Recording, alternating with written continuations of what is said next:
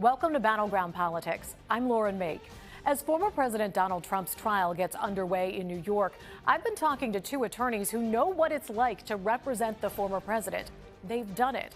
In this next part of our conversation, they take us behind the scenes of Trump's second impeachment trial, where they defended him and he was acquitted by the Senate. You know, guys, I'm curious, because you've both been involved in a lot of high-profile cases, high-stakes cases, where people's lives and livelihoods are at stake. But the stuff involving the former president, whether it's this case and the potential impact on the election, whether it is the impeachment trial, and impacting whether or not he could even run for president again, that's just on a different level. Do you feel it on another level in terms of the weight of that? No, not really. What I think what we do, and I don't want to speak for Bill, but we perceive other people think that. We perceive other people think, boy, you know, that's like the Super Bowl. You know, you're not going to get any bigger of a client than a president of the United States. But for us, you know, there are legal issues involved. There are facts that have to be handled, and there's a job that needs to be done. You know, I could try a dog bite case, you know, in municipal court, or go hit traffic court. I mean, you know, you have to, there's no difference between any of them. If you let... There's no... So when you were going in to the Capitol, and you were going to go and try the impeachment case, you didn't feel any difference in that? Well, Lauren, let me ask you this. We're not doctors, but let's just hypothetically say we were surgeons. If a patient came in and the patient was, you know, the maintenance custodian of this building into my emergency room or Mike's emergency room, or a patient came in and he or she was the president of the United States, and we had to do emergency surgery, say, to take the appendix out. Same appendix, same skin, same veins. I mean, you have to look at it that way. But let me tell you about this guy. You know, you used that example of when we went down to D.C. We got that gig about 8 days before the actual impeachment trial, okay? He loads, there's a lot of art that I don't think the public gets about what was done down there by us and by him. Any good team of lawyers could have gone down there and probably held their own. There's plenty of lawyers here in Philadelphia that I know that I could call and they would go down there. But what he does is he loads a law firm into 2 pickup trucks and a G-Wagon, and we go to D.C., really like the traveling carnival show, you know what I mean? And we get down there and you think, well, it's a former president. There's only been 4 impeachments in the United States history. We're just going to have everything we need. We get down there on a Sunday. It's Super Bowl Sunday. It's a snowstorm. And I say to the team that we meet for the first time, hey, we just got an email. We need, you know, 24 briefs to the Senate in certain font, in certain binding. What do you have, a law firm available to us or a Kinko's? And they're like, well, you got nothing, man. I got to call a law firm in Philadelphia on Super Bowl Sunday to a rabid Democrat who's my buddy and say, can you help me? And he said, I'll get it done, and you'll have it. And we'll drive it to D.C. by 6 a.m. tomorrow, but you can't mention our name. And then Mike did that with other firms. So like there's that infrastructure that you need that he creates more than me. I kind of just jump on the car and say, where are we going? But the most impressive thing this man did was we had a rough start. Our first day, for reasons that I won't bore you with, we made a last-minute battlefield decision, and it didn't work. You know, it fell flat. And then we had to sit for 2 days while the impeachment managers, the prosecutors, just piled on, and media on Fox and CNN piled on, and other professional, nationally known talking heads, lawyers piled on. And I was going out of my mind. And then when we're going to get back in there, the guy that we were hooked up with, he quits. He was crying. And he just picks up a bag, walks into the well of the Senate and starts taking over with the world watching. And, you know, it was impressive to me how he was able to do that. And that's what we have to do sometimes. And that it really is what we have to do, you know. What we do is very much like any athletic competition. And, you know, when you're doing what you do, there has to be a rhythm to what you're doing. And so I think when we got down there, we set a foundation to be able to do what we wanted to do. We had to make some changes, but, you know, we understood the rhythm that we needed to be in. We hit the rhythm, and, you know, at times it felt like we were hitting 3-pointers 10 in a row. And then sometimes it felt like we were clinking on the rim, but that's every case, you know, and it's every case of any size. And in that case, you didn't get to pick your jury. You knew who they were, though, and you knew which side of the aisle they sat on. That fluctuated a little, though. But we had an idea. A lot more than Did the numbers come down the way you thought they would? I mean, to your politics show, we were 2 or 3 days into it. Mitch McConnell's chief of staff came to us and said, "You guys are in real trouble here. You're about to lose Mitch McConnell." And one guy says, "Oh, what? He's 1 vote." And he said, "No, you don't understand. Mitch McConnell has 21 votes, 20 others other than him." Yeah, we almost snatched defeat from the jaws of victory there, but we came back. And, you know, I think what works well with... Did you do anything in particular that you think influenced the change and the ultimate decision by Senator McConnell? We stopped being worried about what everybody was watching on TV, all of the video they kept replaying, and we became aggressive in the defense of the case. We started defending the case. We had 5 solid, righteous grounds under which the impeachment article should have been dismissed. He should have been found not guilty, and we hammered those really hard, that's what those politicians needed to be able to go back to their constituents and say, "I'm not voting to impeach." They needed a reason to do that. They needed a clear, strong defense to say this is what we did, and that's really what we ended up providing. But the politics of the whole thing was amazing. You know, first of all, I was surprised to learn that the politicians are really controlled by social media now. We would have, you know, senators themselves and their staff coming to us, and, you know, I did something on I gave one argument about an old Philadelphia judge, and they said, "Oh, you know, social media really went up on that judge thing. Can you do it again?" I said, "Well, we just argued that." "I know, but they love it on the social media." That's crazy. What are you talking I think to answer that question, and what we did is we kind of thought we knew the numbers going down. Like look, You thought you knew where it would end? Yeah, we'll go down. We'll put this thing up. We should be in good shape. It's kind of like in one of those Rocky movies, Rocky 3 or 4. Rocky goes in to do an exhibition bout with Hulk Hogan, and he's like, "Hey man, let's just have some fun, give the crowd a good time." And Hulk starts slamming Rocky around the ring, and Rocky has to start getting in there and do his thing.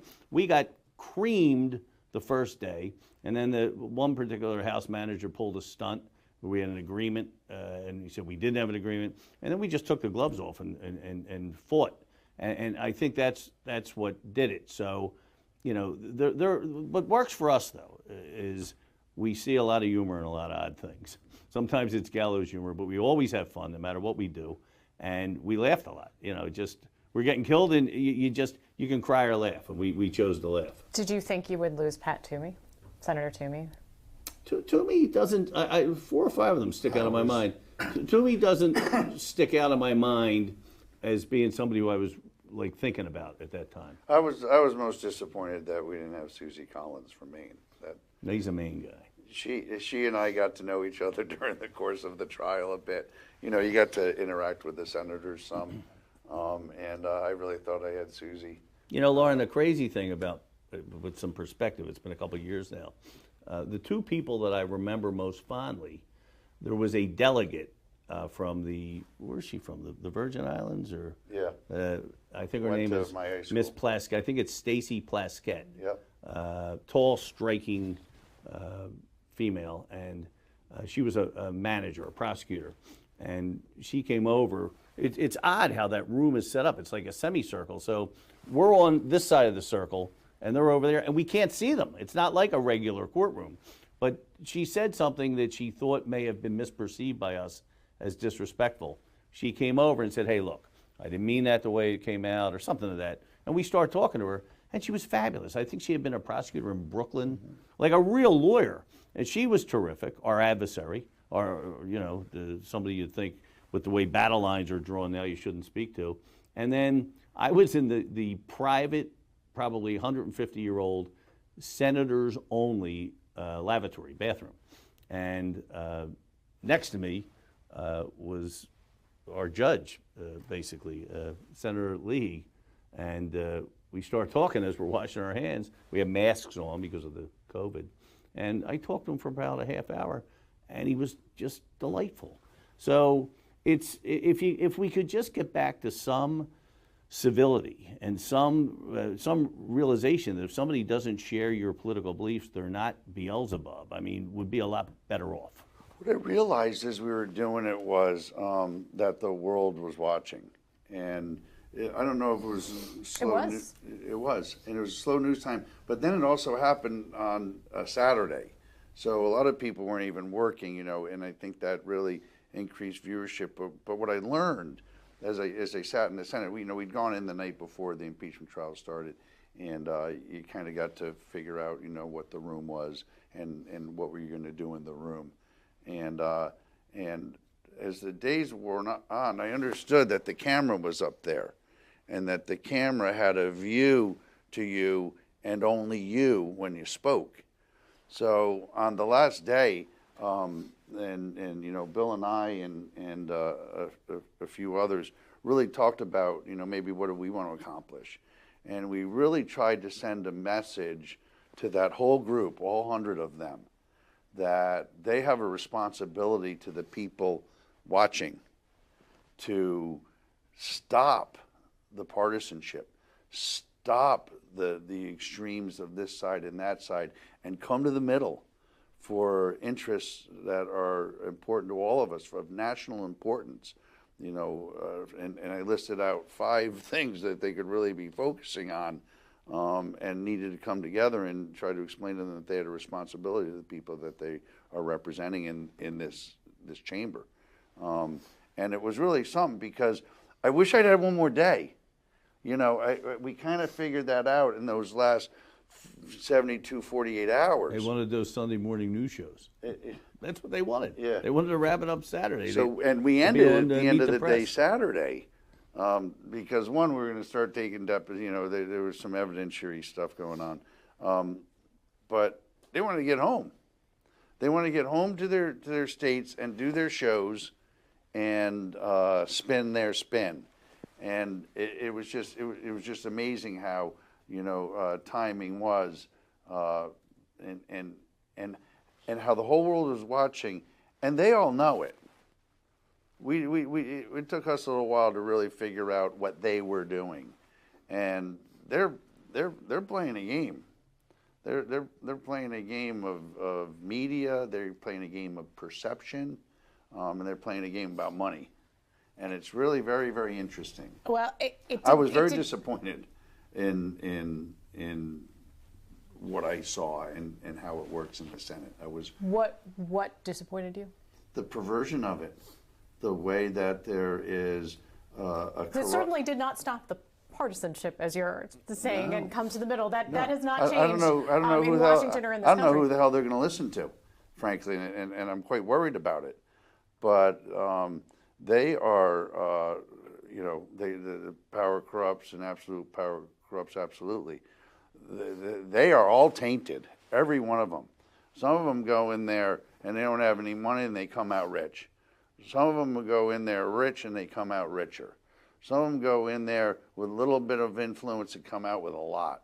And it's broken down there. Lauren, I think just in our lifetimes, post-Watergate, it's just dissolved into such a cesspool. I mean, when you look back at Speaker of the House Tip O'Neill, a Democrat from Massachusetts, and President Ronald Reagan, a Republican president out of California, they had a rule. We fight until 6, and then we have a drink.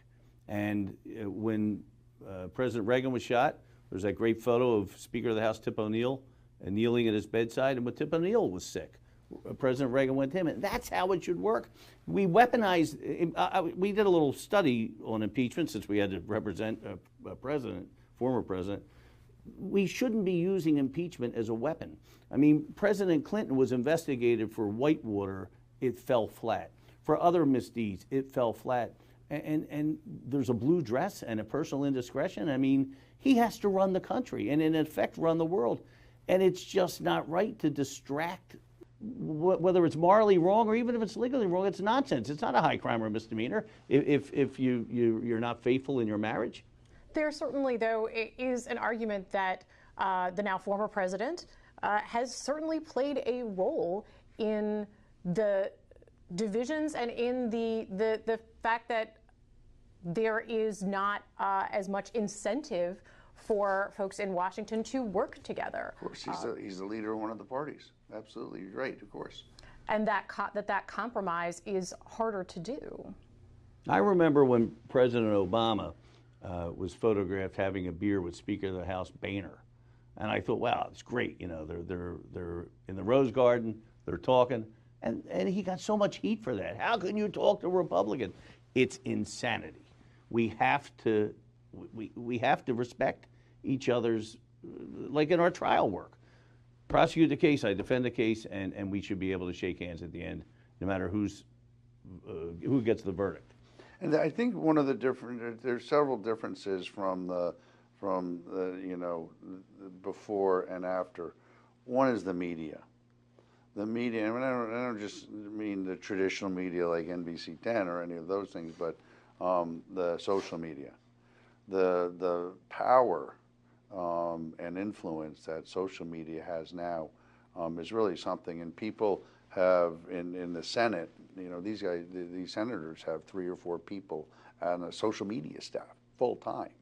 You know, they would come to us and say, "Hey, it's almost 4 o'clock. It's a good time for Instagram." Or what did they want you to do?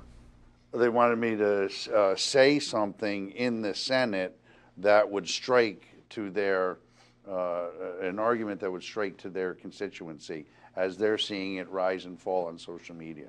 So they have people watching what I'm saying, seeing the social media reaction, and wanting me to say it or change it or do something. Of course, we didn't do any of that, but it was, you know, it was really enlightening. So it's the media is a lot different today, and just the flow of information is so much different. But the bastardization of the information is a really big problem, huge problem in the Senate and in our country. What do you mean by that?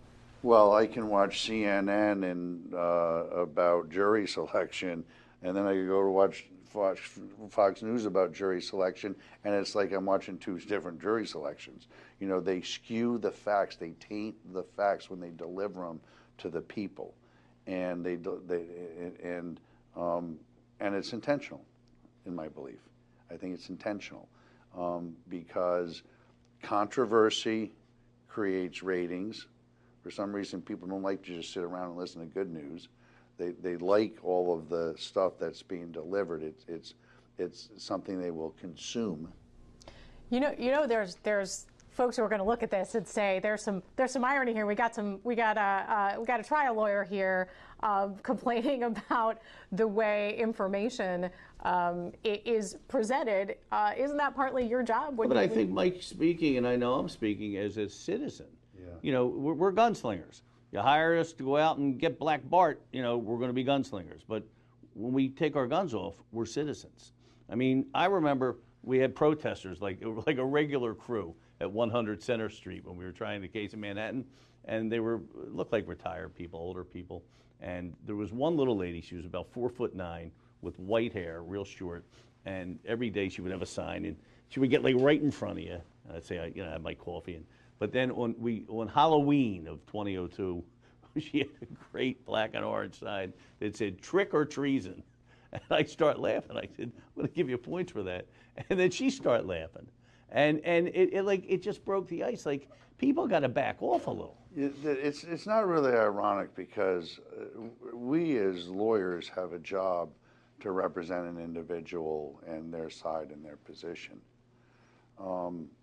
Our politicians, our leaders, our legislators have a job to represent everybody truthfully and to do it in a way that's in the best interest of the whole body.